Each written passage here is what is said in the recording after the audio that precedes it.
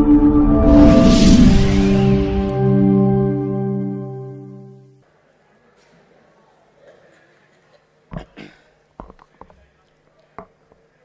Speaker, I rise pursuant to the Standing Order 60 to give notice of motion.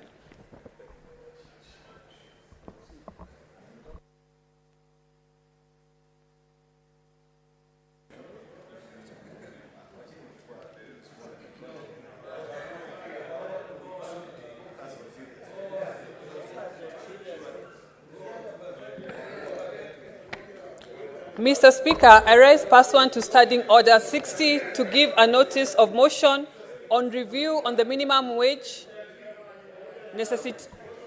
What is your point of order, Senator Mazayo? Kindly take. She has no kindly take your seat. Bwana Spika, kwa heshima na taadhima, nataka kuuliza katika hoja yangu ya nidhamu. Je, ni haki kwa seneta, na kama pengine ninaongea Bwana Spika, ingekuwa vyema kama dada yangu akae chini, Senator Nyamu, kiongozi mwenzangu. Senator is on a point of order. You resume your seat. Thank you. Proceed, Senator Mazayo. Anasema kwamba kulinganishana na kanuni zetu za kudumu, nataka kuuliza swali moja tu. Je, ni haki kwa seneta ambaye ni mheshimiwa, anaheshimiwa sana, ndio chama cha UDA kikamchagua ama kikamteua kwa sababu walimuona na kadiria ile nafasi ile, kuja hapa mbele yako, mbele ya Senate la bunge, yani Senate likiwa ni bunge la Kenya, ikiwa mtu anaonekana wazi kabisa mbele ya ndugu zake wote walio hapa kama maseneta? Je, ni heshima kuketi kusimama hapa mbele yetu na kuweza kuongea bila kuvaa viatu ama socks? Si nimemwona akitoa Senator Kinyua, may the senator be heard on silence. Can you conclude on your point of order, Senator Mazayo? Je, ni haki kwa seneta dada yetu yule Karen kuja kuongea hapa bila viatu? Hakuvaa viatu, yuko na miguu chuma. Kwa hiyo akiwa na miguu chuma, je, anaruhusiwa kuongea mbele ya wanaume, mbele ya maseneta wanaume na wanawake? Asante Bwana Speaker. Honorable senators, order senators, order senators. You know, the business before us is very important and it's long. Let us stay focused to that business. Back to the point of order as raised by Senator Mazayo. The only way to confirm that indeed Senator Karen Nyamu is barefooted is to allow her to approach the chair. Senator Nyamu, kindly approach the chair. Senator Mazayo, I'm afraid that Senator Nyamu is well dressed and she's wearing her shoes. So I will allow her to proceed to give notice of her motion. Kindly. Mr. Speaker, you know Senator Mazayo normally wears glasses, machoine, yeye ni machoine. So sometimes he doesn't see very well. And Senator Joyce Korir has been looking for you since she saw your photograph baada ya maandamano. So see Senator Joyce Korir at your free time. Order. Can we have order and make progress? Senator Nyamu, stick and focus on giving notice. I am guided, Mr. Speaker. Mr. Speaker, I rise pursuant to Standing Order 60 to give a notice of motion on review of the minimum wage necessitated by the high cost of living. aware that minimum wages in Kenya are specified as part of a national wage policy and guided by the regulations of Wages and Conditions of Employment Act, Chapter 229, aimed at reducing poverty as well as protecting and promoting the living standards of workers, concerned that despite the increase in Kenya's minimum wage in May 2022 by 12%, to help workers cope with the surge in consumer prices, the current inflation rates have had a knock-on effect on the cost of living and doing business in the country, with the prices of goods, household, energy bills, and transport remaining stubbornly high. Now, therefore, the Senate resolves that the Cabinet Secretary for Labor and Social Protection engages all stakeholders, including the General Wages Advisory Board, the Agricultural Wages Advisory Board, with a view to raising the minimum wage by at least 50% as from 1st May this year, 2023. Mr. Speaker, I beg to notice. Thank you, Mr. Speaker. Next order.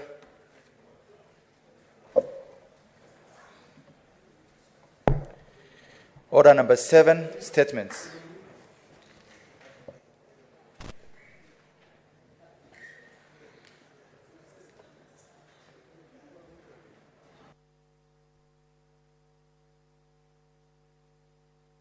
Senator Chirange.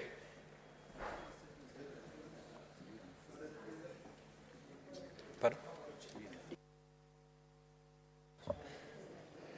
Thank you, Mr. Speaker. Sir, I don't know, Mr. Speaker, sir, statement on destruction and loss of life caused by tropical cyclone Freddy in Malawi. Mr. Speaker, sir, I rise pursuant to Standing Order 52-1 to make a statement on the issue of general topical concern and national importance, namely the destruction and loss of lives caused by tropical cyclone Freddy in Malawi.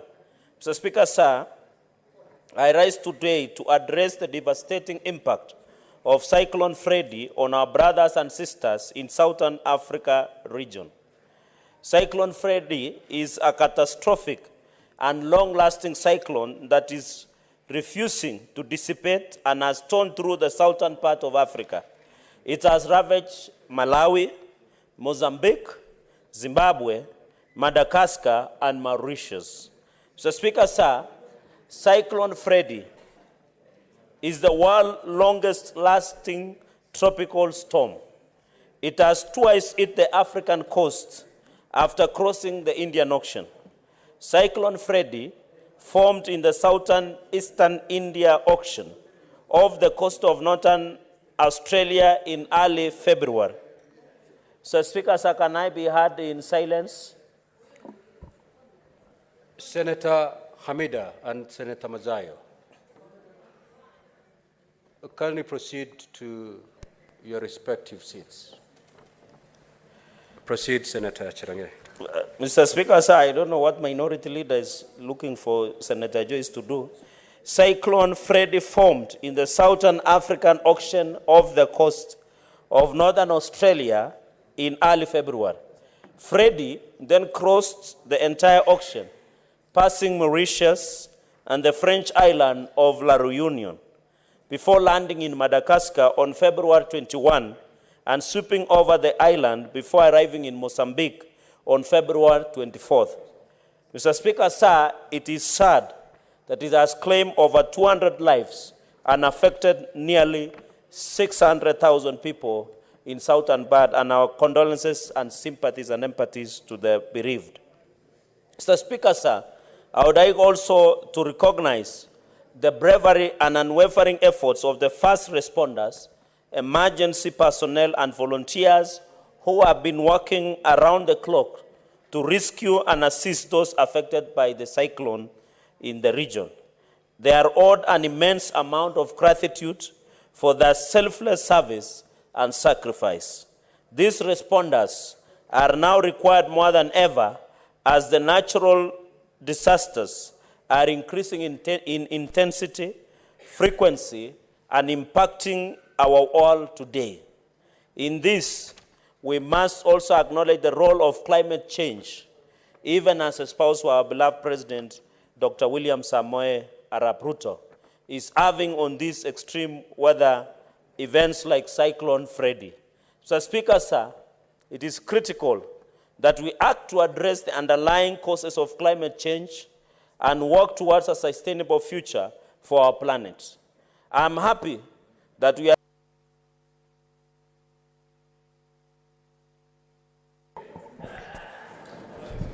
Thank you, Mr. Speaker. The importance of the health sector and the health workers cannot be gainsaid. The other day, I was attending the opening of the first ICU facility in Nairobi by the county government of Nairobi. And one of the glaring issues that came up from the public is the quality of health care that we have in our hospitals.